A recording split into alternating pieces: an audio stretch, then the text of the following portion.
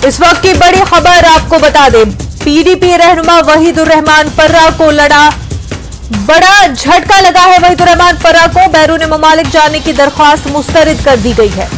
NIA court ने दरख्वास्त को मुस्तरद कर दिया है। पर्रा ने अमेरिका जाने की इजाजत मांगी थी। आपको बता दें, पर्रा पर दहशतगर्दी की सरगर्मियों की माली मुआवनत का इल्जाम है। तो आपको इस वक्त की बड़ी खबर बता रहे हैं, पीडीपी रहनुमा वहीदुर रहमान पर्रा के हवाले से ये बड़ी खबर है। वहीदुर रहमान पर्रा को बड़ा झटका लगा है। बैरून ममालिक जाने की दरख्वास्त एनआईए कोर्ट ने मुस्तरद कर दी है। पर्रा ने अमेरिका येल यूनिवर्सिटी में कोर्स अटेंड करने की इजाजत मांगी थी, जिसको मुस्तरद कर दिया गया है।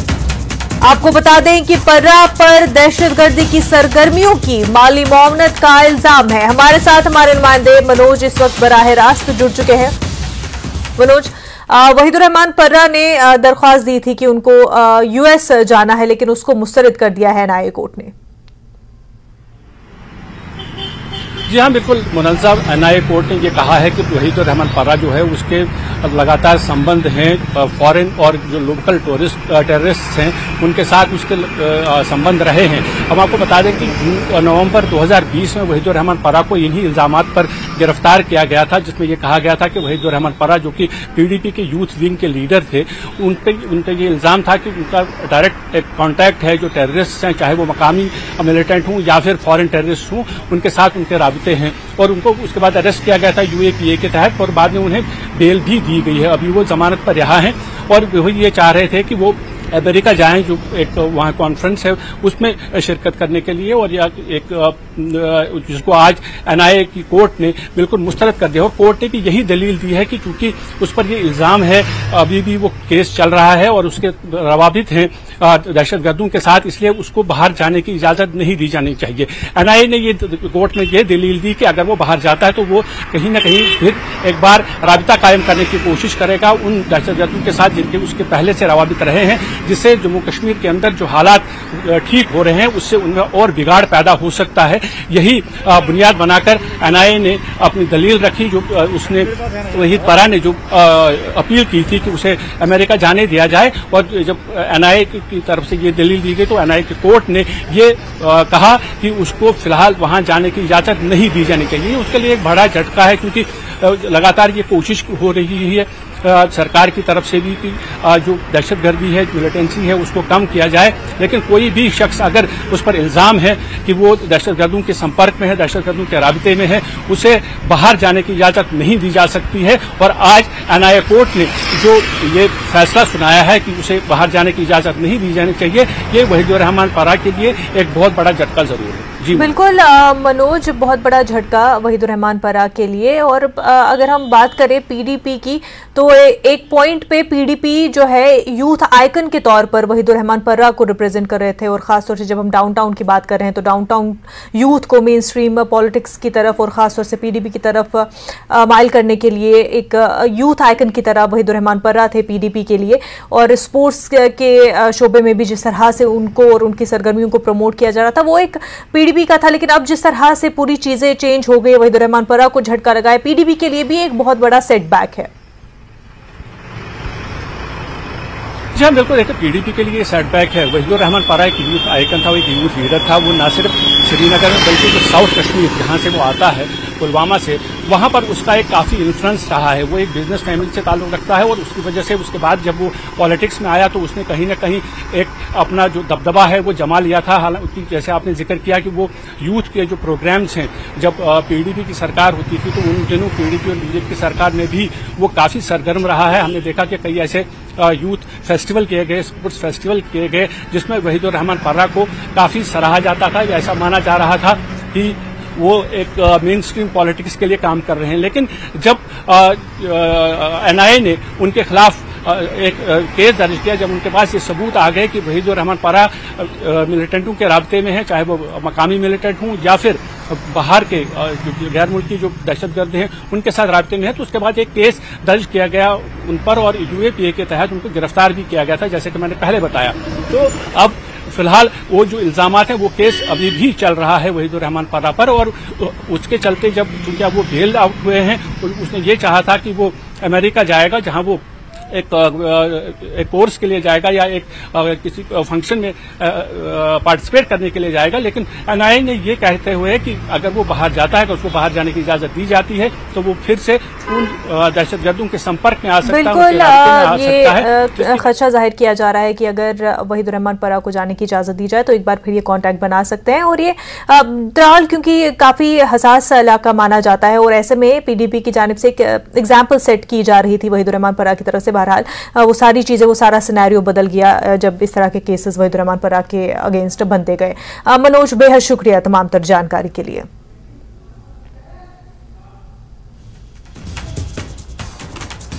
आगे बढ़ते हैं। एलईटी वादी में दहशतगर्दी की सरगर्मियों के अहिया के लिए कोशा है। इंटेलिजेंस एजेंसियों के इनपुट की बुनियाद पर 2 गैर मुल्की दहशतगर्दों को मौत के घाट उतार दिया गया है। न्यूज 18 को इंटेलिजेंस के सरकर्दा जराए से यह जानकारी मिली है। हाल ही में वादी में G20 की कामयाब इनकाद के बाद एलईटी कैडर के हौसले पस्त है।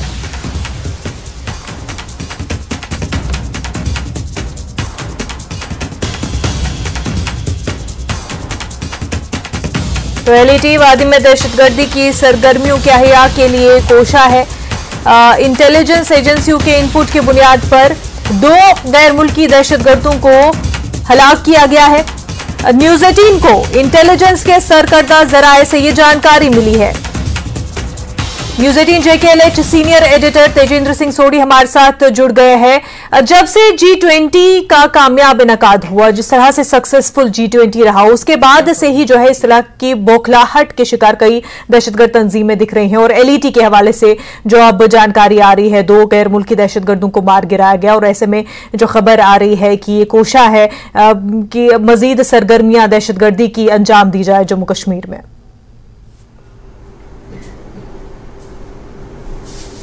देखिए मुनेजा, कल अगर आपको याद होगा मच्छल सेक्टर में एक आतंकवादियों की जो घुसपैठ की कोशिश थी उसे सुरक्षा बलों ने नाकामयाब किया, जिसमें 2 पाकिस्तानी आतंकियों को मार गिराया गया।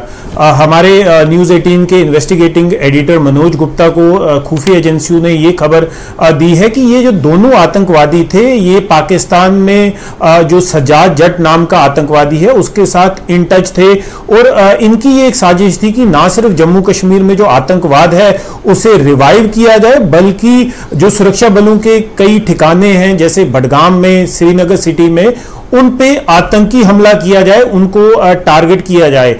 और इनको एक टास्क दिया गया था कि कश्मीर में रेडिकलाइजेशन फिर से फैलाएं और जम्मू कश्मीर का जो यूथ है उसको फिर से आतंकवादी गतिविधियों में फिर से उनको इन्वॉल्व करें उन लोगों को। लेकिन ये जो इंफॉर्मेशन थी सिक्योरिटी फोर्सेस के पास आ गई थी कि आतंकवादी जो है घुसपैठ करने की कोशिश करेंगे। मच्छल सेक्टर से ये घुसपैठ की कोशिश की जा रही थी। सुरक्षा बलों ने इन आतंकियों को चैलेंज किया। उसके बाद इन आतंकवादियों ने सुरक्षा बलों पर फायरिंग शुरू कर दी, जिस फायरिंग के तबादले में ये दोनों आतंकवादी मारे गए हैं। लेकिन एक बड़ी साजिश जो थी आतंकवाद को रिवाइव करने की कश्मीर घाटी में, स्पेशली लश्कर ए तोयबा द्वारा, क्योंकि अभी हाल ही में जो G20 इवेंट सक्सेसफुली कश्मीर घाटी में हुआ है, जिसमें कई अलग अलग ममालिक के जो सफीर थे, वहां के जो डेलीगेट्स थे, वो शामिल हुए। वो पाकिस्तान को कहीं ना कहीं वो चीज जो है वो हजम नहीं हो रही।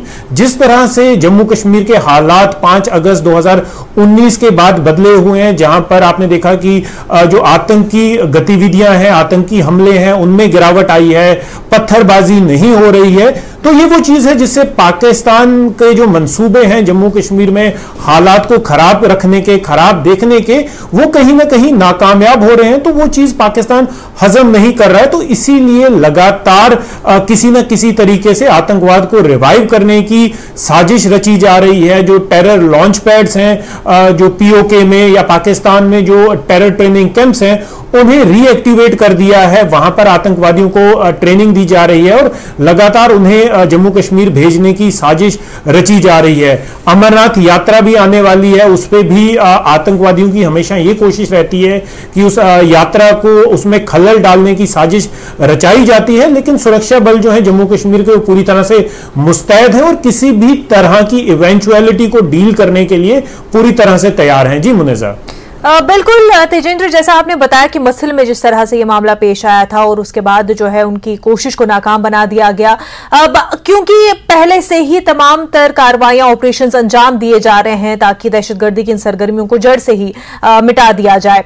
ऐसे में ये जो अब इंटेंशन एक सामने आ गया है कि किस तरह से बौखलाहट की वजह से अब मजीद ये लोग फिर से सरगर्मियां शुरू करना चाह रहे हैं, तो क्या प्रिकॉशनरी, अब किस तरह से मजीद ऑपरेशंस अंजाम दिए जाए ताकि जो फिर से ये नए सिरे से एक रिवाइव करने की कोशिश की जा रही है उससे पूरी तरह से निपटा जाए और वो सिचुएशन वापस ना आए जो पहले हुआ करती थी?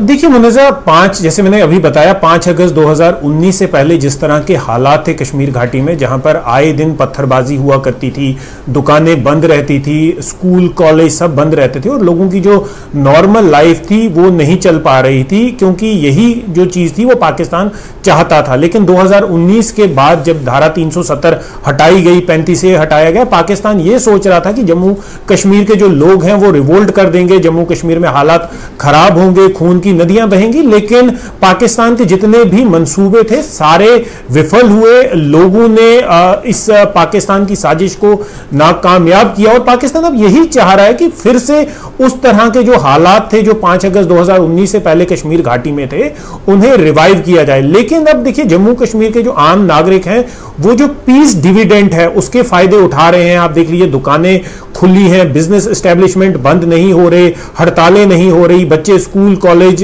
में आराम से जा रहे हैं, डेवलपमेंट हो रही है। कश्मीर घाटी में जैसे अपने श्रीनगर में देखा, पोलो व्यू एक सेंटर ऑफ अट्रैक्शन वहां पर श्रीनगर सिटी में डेवलप किया गया है, जहां पर ना सिर्फ बाहर के टूरिस्ट लेकिन कश्मीर के अलग अलग इलाकों से लोग भी पोलो व्यू का ये नया रूप देखने के लिए आते हैं। जेलम रिवर फ्रंट खोला गया है, लोग वहां पर जा रहे हैं। तो जम्मू कश्मीर का जो आम नागरिक है वो क्या चाहता है? वो यही चाहता है कि पीस हो, वो भी एक नॉर्मल जिंदगी जी पाए, उनके बच्चों को तालीम मिले, उनके बच्चों को रोजगार मिले और जो दहशतगर्दी के जितने भी वहां पर जो दहशतगर्दी फैल रही है वो उसे कंट्रोल किया जाए। लेकिन किसी हद तक सुरक्षा बल उसको कंट्रोल करने में पूरी तरह कामयाब हो चुके हैं। लेकिन पाकिस्तान की साजिश जो है वो चलती रहती है कि किसी न किसी तरीके से आतंकवाद को फिर से बढ़ाया जाए वहां पर। लेकिन सुरक्षा बल मुस्तैद हैं और जम्मू कश्मीर के लोग भी अब नहीं चाहते कि ये जो आतंकवाद का एक नासूर है वो फिर से हरा हो। बिल्कुल तेजेंद्र जी, जिस तरह से अब जो एक एग्जाम्पल क्रिएट हुई है कि किस तरह से एक स्टेबल एनवायरनमेंट, पीसफुल एनवायरनमेंट बरकरार रखा जा सकता है जम्मू एंड कश्मीर में, ऐसे में कोशिश यही रहेगी कि उसमें कोई खलल ना आए। ऑन द अदर हैंड, जिस तरह से टूरिज्म के हवाले से इस बार और भी ज्यादा उम्मीद की जा रही है, साथ ही साथ 1 जुलाई से अमरनाथ यात्रा भी शुरू होगी, तो उसको भी पीसफुली बरकरार रखने की एक पूरी कोशिश लगातार की जाएगी और इन तमाम तर जो कि दहशतगर्दों की तरफ से कोशिशें की जा रही है उनको हर बार ही नाकाम किया जाएगा। बेहद शुक्रिया आपका तमाम तर जानकारी के लिए। ब्रेक के बाद आपका खैर मकदम है। इस वक्त एक और बड़ी खबर सामने आ रही है, काफी अहम खबर। आपको बताते हैं, हिंदुस्तान की मजबूत पैरवी, डोमिसाइल सर्टिफिकेट जारी। पीओजेके के रिहायशियों के लिए डोमिसाइल सर्टिफिकेट जारी कर दी गई है। पीओजेके के रिहायशी पते पर सर्टिफिकेट जारी कर दी गई है। जम्मू कश्मीर इंतजामिया ने ये सर्टिफिकेट्स जारी कर दी गई है। अब तक हजारों सर्टिफिकेट्स जारी कर दी गई है। तो काफी अहम ये खबर है उन रेफ्यूजीज के लिए, पीओजेके के रेफ्यूजीज के लिए। हमारे साथ इस वक्त इस मुद्दे पर बात करने के लिए JKLH senior editor Tejinder Singh Sodhi और हमारे जम्मू चीफ रिपोर्टर समीर भट्ट, साथ ही साथ SOS इंटरनेशनल चेयरमैन राजीव चुन्नी जी भी हमारे साथ जुड़ गए हैं। खैर मकदम है आपका। सबसे पहले तेजेंद्र जी आपसे जानना चाहेंगे, बहुत ही अहम ये खबर जो सामने आई है, डोमिसाइल सर्टिफिकेट जारी किए गए और इसका खास पॉइंट ये कि उस पर एड्रेस पीओजेके के वही एड्रेस है जो जगह उनको छोड़कर आना पड़ा था, अपने वही घरों का एड्रेस इस पे दिया गया है। देखिए मुनज़्ज़ा, अगर आप देखें, ये जो पीओजे के रेफ्यूजीज हैं, पिछले 70-75 सालों से इन लोगों के साथ नाइंसाफी हो रही थी। अपने ही घर बार छोड़ के इनको अपनी ही जो स्टेट का कभी हिस्सा होता था वहीं पर इनको रेफ्यूजी की जिंदगी जीनी पड़ रही थी।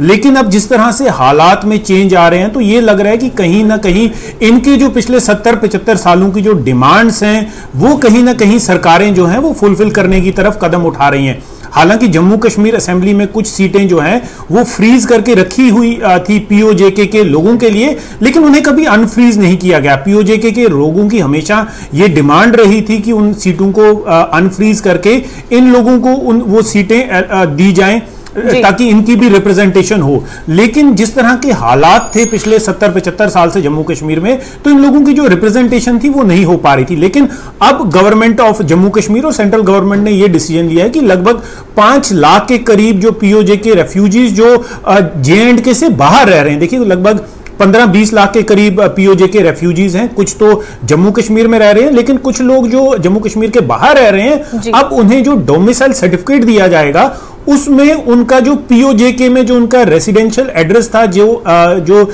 जमीन जायदाद वो छोड़ के आए थे, जिस इलाके में वो रह रहे थे, वहां का एड्रेस होगा। तो कहीं ना कहीं एक बड़ा कदम है सेंट्रल और स्टेट गवर्नमेंट का, ये दर्शाने के लिए कि जो पीओजेके हमने ये ताहीद किया है, जो हमने कमिटमेंट की है कि वो हमारा हिस्सा है, वो कभी ना कभी वो वापस लिया जाएगा। और एक सेंस ऑफ बिलोंगिंग भी है उन पीओजेके रेफ्यूजीज के लिए जो अपने देश में एक रेफ्यूजी की तरह रह रहे हैं, क्योंकि उनकी जो रिहायशी इलाके हैं उस पर पाकिस्तान ने नाजायज कब्जा करके रखा हुआ है। उनके लिए भी एक सेंस ऑफ बिलोंगिंग होगी कि नहीं, वो जो इलाके छोड़ के आए हैं, जो प्रॉपर्टी वो छोड़ के आए हैं, वो कागजों में अभी भी उनकी है। और कभी ना कभी जब हिंदुस्तान ये डिसाइड करेगा कि हमें वो पाकिस्तान से वो इलाके वापस लेने हैं, तो ये लोग अपने इलाके में जो इनकी प्रॉपर्टी है उसे रिक्लेम कर पाएंगे। जी मुनेजा, बिल्कुल। तो एक अश्योरेंस की तरह इसको देखा जा सकता है कि they are safe and sound, और जो उनकी जगह है वो हमेशा उन्हीं की जगह रहेंगी। तो एक एश्योरेंस इन डोमिसाइल सर्टिफिकेट्स के तौर पर देखी जा सकती है। राजीव चुन्नी साहब भी हमारे साथ बने हुए हैं। राजीव चुन्नी साहब, आप इस कदम को कैसे देखते हैं? जी धन्यवाद, आपने मौका दिया। देखें, ये एक स्वागत योग्य कदम है, क्योंकि आज तक क्या होता रहा है कि एक फीलिंग जाती थी कि भारत सरकार ने एक प्रस्ताव पास कर दिया कि पीओजेके हमारा अभिन्न अंग है और हम उसको खाली कराएंगे, लेकिन वो कभी प्रयास नहीं हुए सिवाय इसके कि हमने उसको एक प्रस्ताव पास किया। लेकिन आज जिस तरीके से पाक अधिकृत जम्मू कश्मीर से आए विस्थापितों को जो ये मिल रहे हैं डोमिसाइल, जिसमें उनका पता उनके ओरिजिनल जगह का लिखा है जहां से वो विस्थापित होकर आए थे, जो आज पाकिस्तान के कब्जे में इलाके हैं, तो एक बड़ी खुशी का माहौल है। लोगों के अंदर एक सेंस ऑफ बिलोंगिंग आई है कि हाँ, हमारा आज भी कनेक्शन है उस जगह से जो आज पाकिस्तान के नाजायज कब्जे में है। क्योंकि ये लोग, इनके असंख्य लोग मारे गए, कोई ऐसा परिवार नहीं था जिसके 2, 4, 5 लोगों की हत्या ना की गई हो, और इनको मजबूर किया गया कि अपना इलाका छोड़कर वहां से चले जाएं। एक दहशत का माहौल, एक डर का माहौल बनाया गया, एक डेमोग्राफी को चेंज करने की साजिश की गई, और वहां से हिंदू और सिखों को या तो मार दिया या भगा दिया या उनका धर्म परिवर्तन कर दिया। लेकिन आज की तारीख में एक भी हिंदू या सिख वहां आपको जिंदा नहीं मिलेगा। लेकिन हमारी जो चल अचल संपत्तियां हैं वो वहां आज भी पार पड़ी हैं LOC के। लेकिन सरकार का मात्र इतना कहना कि वो इलाका हमारा है, हम खाली कराएंगे, इससे विश्वास नहीं होता था लोगों को कि कभी हम प्रयास करेंगे या उस इलाके को जोड़ेंगे। लेकिन ये जो स्टेप उठाया है, मैं समझता हूं कि ये एक स्वागत योग्य कदम है, और सरकार की नीयत और नीति इससे स्पष्ट होती है कि सरकार का जो एक एजेंडा है कि उसको खाली कराना है और पुनः हिंदुस्तान में जोड़ना है और मेरे लोगों को वापस अपनी भूमि पर स्टोर करना है, ये एक स्वागत योग्य है। और आगे भी हम उम्मीद करते हैं कि भारत सरकार इससे बढ़कर कोई कदम उठाएगी और हमारे लोगों के अंदर एक विश्वास पैदा करेगी कि वाकई में वो संजीदगी के साथ इस मसले को हल करना चाहते हैं। मैं तो इतना ही कहूंगा। बिल्कुल राजीव जी, तो पार्लियामेंट में जो आवाज उठी थी उसके रिफ्लेक्शन के तौर पर इस स्टेप को देखा जाए। समीर हमारे साथ बने हुए हैं। समीर, तो ये जो स्टेप लिया गया, सब लोग सराह रहे हैं इस स्टेप को कि जो आवाज कहीं ना कहीं जो एक एजेंडा लेके हुकूमत आई थी, ये उसकी तरफ एक कदम उठाया जा रहा है। जी जी बिल्कुल, आपने सही कहा मुनीजा। और ये इसको आप इसके बहुत पॉलिटिकल सिग्निफिकेंसेस हैं, इसके सिक्योरिटी सिग्निफिकेंसेस भी हैं। इसमें ये जो प्लेज है गवर्नमेंट ऑफ इंडिया का कि पीओके हमारा पार्ट है और पार्लियामेंट का रेजोल्यूशन भी है, उस रेजोल्यूशन को ये दोबारा दोहराता है, उस अज़म को दोहराता है, उस कमिटमेंट को दोहराता है। अभिन्न अंग है, हिंदुस्तान का अभिन्न अंग है और हम उसको लेकर ही रहेंगे। देखिए, जो रिफ्यूजीज, पीओजे के रिफ्यूजीज डिफरेंट एरियाज में रहते हैं, पूरी दुनिया में अब रहते हैं, और उनको अब सेंस ऑफ बिलोंगिंग है, उनको एक इशारा मिला है और एक पैगाम मिला है कि भले ही वो कई सालों से रिफ्यूजी की जिंदगी गुजार रहे हैं, पूरे दुनिया में चले गए हैं, लेकिन उनको फिर एक बार अपने घरों को लौटना है, क्योंकि वो घर उनका है, हिंदुस्तान का है। तो एक पैगाम गवर्नमेंट ऑफ इंडिया की तरफ से, इस डोमिसाइल की तरफ से दिया गया है कि उन पीओके रिफ्यूजीज को जो अब बहुत सालों से बाहर रहते हैं, देखिए पंडित हैं, अब रिफ्यूजीज की जिंदगी गुजार रहे हैं बहुत जगहों पे पूरे वर्ल्ड में और रह रहे हैं, लेकिन जब पिछले कुछ दिनों जब 370 खत्म हुआ था, उसके बाद डोमिसाइल जब उनको दिए गए, तो डोमिसाइल में भी नाम जो उनके पते हैं वो कश्मीर के हैं, और जो अब आइडेंटिटी कार्ड जो उनको वोटर लिस्ट मिल रहे हैं, जो वोटर आइडेंटिटी कार्ड मिल रहे हैं, तो वोटर भी उनको वहीं का है, उनका वोट जो राइट्स हैं वो कश्मीर के ही। हालांकि वो अब यहाँ 33 सालों से रह रहे हैं, न सिर्फ जम्मू, उधमपुर, दिल्ली, बल्कि बिल्कुल समीर, आपकी आवाज हम तक ठीक से नहीं पहुंच पा रही है। तेजेंद्र जी, जो पूरा एक सिनेरियो बना हुआ है, एक होता है हर चीज को जो हुकूमत की तरफ से की जाती है उसके दो पहलू निकाले जाते हैं, एक जो सिविलियंस के हक में होती है, दूसरा जो उसका पॉलिटिकल एंगल लिया जाता है। और अगर हम मेन स्ट्रीम पॉलिटिक्स की बात करें जम्मू कश्मीर में, तो रिसेंटली ही बयान आया था नेशनल कॉन्फ्रेंस के लीडर की तरफ से, जो बोल रहा था कि क्यों हुकूमत जो है पीओजे के लिए कुछ नहीं करती या पीओजे के लिए जंग नहीं करती। तो ये एक जवाब है, आप उस तरह से देख सकते हैं इस चीज को। देखिए मुंतज़ा, ये स्ट्रेटेजिक और टैक्टिकल डिसीजंस होते हैं जो गवर्नमेंट, जो वक्त की मौजूदा गवर्नमेंट होती है वो डिसाइड करती है। मेन स्ट्रीम पॉलिटिशियंस जो कश्मीर घाटी के हैं उनका काम है बयानबाजी करना, लेकिन इस तरह के जो डिसीजंस हैं वो सेंट्रल गवर्नमेंट जो टाइम की होती है वो लेती है। देखिए, पार्लियामेंट का एक रेजोल्यूशन है जो पास किया गया है कि जम्मू कश्मीर जो है, जो पाकिस्तान ऑक्यूपाइड जम्मू कश्मीर है, वो भारत का अभिन्न अंग है और उसे जो इलीगली पाकिस्तान ने ऑक्यूपाई किया, और अगर कोई आउटस्टैंडिंग डिस्प्यूट है पाकिस्तान के साथ तो वो उस पीओजेके का है जो पाकिस्तान ने कब्जा किया हुआ है। अगर आपको याद होगा, 5 अगस्त 2019 को भारत के जो गृह मंत्री हैं अमित शाह, उन्होंने एक स्टेटमेंट दी थी कि चाहे हमें जान भी देनी पड़े, लेकिन जो पीओजे के पाकिस्तान ने इलीगली ऑक्यूपाई किया है वो हमारा है और उसे वापस लेना है। तो ये दो चीजें जो हैं, देश की जितनी भी टॉप लीडरशिप है उनकी तरफ से एक क्रिस्टल क्लियर इंडिकेशन है कि पीओजेके जो है वो भारत का हिस्सा है। उसे कब लेना है, कैसे लेना है, ये स्ट्रेटेजिक और टैक्टिकल डिसीजंस हैं जो जिस पे हम लोग जो है उस पे टिप्पणी कर नहीं सकते, क्योंकि ये एक बहुत ही इंपॉर्टेंट डिसीजन होगा जिसे सेंट्रल गवर्नमेंट वक्त पे डिसाइड करेगी। लेकिन बात रही, देखिए, कश्मीर बेस्ड पॉलिटिकल पार्टीज की, उन्होंने पिछले 70 साल में अगर जम्मू कश्मीर में रूल किया तो क्या उन्होंने पीओजेके के रेफ्यूजीज को रिप्रेजेंटेशन दी? वो तो उनके हाथ में था। मुझे नहीं लगता कि उन्हें कभी रिप्रेजेंटेशन मिली हुई हो। पिछले 70 साल से अगर कोई मार्जिनलाइज्ड कौम है जम्मू कश्मीर में, वो पीओजेके रेफ्यूजीज हैं, वो वेस्ट पाकिस्तान रेफ्यूजीज हैं। देख लीजिए, आयरनी देखिए, वेस्ट पाकिस्तानी रेफ्यूजी जो जम्मू कश्मीर में रहते थे, उन्हें पार्लियामेंट इलेक्शन में अपना एमपी चुनने का तो हक दिया जाता था, लेकिन वो अपने जहां वो रह रहे हैं वहां का काउंसलर चुनने के लिए वो वोट नहीं दे रहे थे। ये जो डिस्क्रिमिनेशन थी उन लोगों से जो पिछले 70 साल से या उसके बाद यहां जम्मू कश्मीर में आकर रहे, 2019 के बाद ये डिस्क्रिमिनेशन खत्म हुई है। देखिए, पीओजेके के जो रेफ्यूजीज हैं उनकी जेन्युइन डिमांड है कि उन लोगों की सीटें जो फ्रीज की गई हैं असेंबली में, जितने भी कश्मीर बेस्ड पॉलिटिशियंस हैं जो चीफ मिनिस्टर रहे हैं, कभी तक किसी ने आवाज नहीं उठाई, कभी किसी ने सेंट्रल गवर्नमेंट को अप्रोच नहीं किया, कभी भी जम्मू कश्मीर की असेंबली में इस तरह का रेजोल्यूशन नहीं लाया गया कि वो जो सीट है उन्हें अनफ्रीज करके पीओजेके के रेफ्यूजीज को दिया जाए। तो उनके फायदे के लिए कोई स्टेप तो लिया नहीं गया। अब 2019 के बाद अगर इन लोगों को लगभग आप देखिए 15-20 लाख के करीब लोग हैं जो अपना घर बार सब कुछ छोड़ के रेफ्यूजी की जिंदगी जी रहे हैं, अगर उनके लिए कोई स्टेप लिया जा रहा है जम्मू कश्मीर प्रशासन द्वारा या भारत सरकार द्वारा, तो मुझे नहीं लगता कि कश्मीर बेस्ड पॉलिटिकल पार्टीज को कोई ऑब्जेक्शन होनी चाहिए। जी मुनज़्ज़ा। बिल्कुल।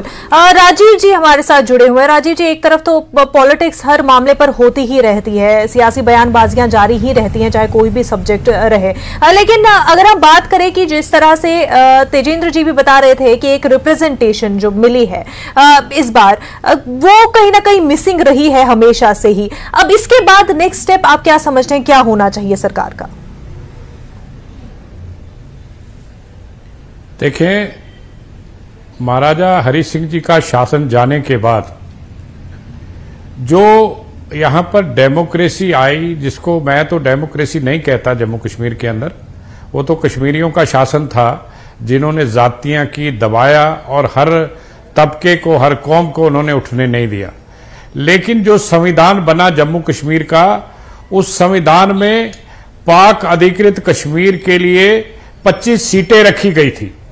75 सीटें जम्मू कश्मीर के लिए थी, 25 पीओजेके के लिए थी, कुल 100 सीटें थी। लेकिन शेख अब्दुल्ला साहब ने एक सीट निकालकर यहां 76 कर ली और वहां 24 छोड़ दी, और वो किसी डिलिमिटेशन कमीशन से नहीं हुआ, उसको इन्होंने एडमिनिस्ट्रेटिव ऑर्डर से कर दिया। लेकिन उन 24 सीटों को ये आखिर तक फ्रीज किए रखे, हालांकि यहां पर मेरे 16-17 लाख लोग बैठे हुए हैं। इनको चाहिए था कि 24 में से 8 सीटें निकाल देते, निकालकर खोल देते और खोलकर हमें नुमाइंदगी देते, और हम लोग अपनी अगर बात विधानसभा के अंदर करते तो मैं निश्चित तौर पर कह सकता हूं कि जो तबाही और बर्बादी मेरी कम्युनिटी की पिछले 75 सालों में हुई है वो कभी ना हुई होती। बिल्कुल। तो मैं समझता हूं कि जिस जो एक बात से फ्रीज सीट्स की भी की जा रही है कि और उसको भी देखने के दो पहलू दिखाए जा रहे हैं कि क्या पॉलिटिकल फायदे के लिए या फिर वाकई में रिप्रेजेंटेशन होगी आगे चल के पीओजेके के रेफ्यूजीज के लिए। उम्मीद है की जा रही है एक रिप्रेजेंटेशन, एक वॉइस जो काफी टाइम से पीओजेके रेफ्यूजीज मांग कर रहे हैं उनको वो अब मिलेगी। तेजेंद्र सिंह सोडी, समीर भट्ट और राजीव चुन्नी साहब, बेहद शुक्रिया हमारे साथ जुड़ने के लिए। बुलेटिन में फिलहाल इतना ही। आप बने रहिए न्यूज़ 18 जम्मू कश्मीर लद्दाख हिमाचल के साथ। आदाब।